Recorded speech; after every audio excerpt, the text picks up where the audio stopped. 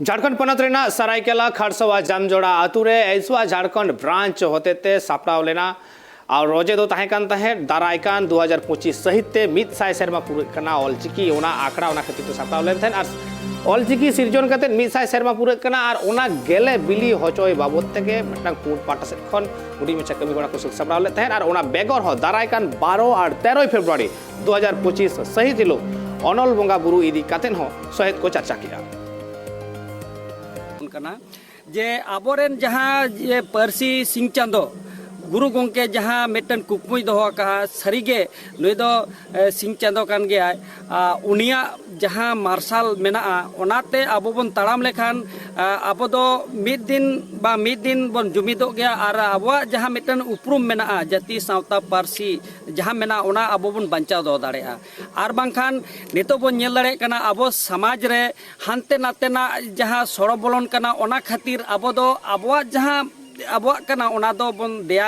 से सहाका कना और एटा होड़ा बन अपनारे कना उनकान कते आबो उपरुम आदो कना आदो आबो उपरुम और मिटन जुग जुग धरे आबो मिटन नोडे बंचाव ताहरना जहाँ ऐदर ओना दो आबो जहाँ कना ओना को अपनार कते के बन ताहा दाड़ेया और ओना अपनार लगी खान दो आबोरेन अगुवनदार जहाँ को मेना को नोडे दो गुरु गोंके पारसी सिंह चांदो जहाँ हर डाहर उदुग का उनिया मिटन हर डाहर के ताड़ाम हुई तबोना दिसोम रेन सालाम संतार को ताले खान आबो आडी उसाराते आबो माने दिसोम जकात रे आबो बन उपरुम बन सदर दाड़ेया आर सावता लेका आबो हो सावता उतनाआ ऑल पढ़ावते अकिल ज्ञानते आर जुमिते सनम लेकाते बन लहा दाड़ेया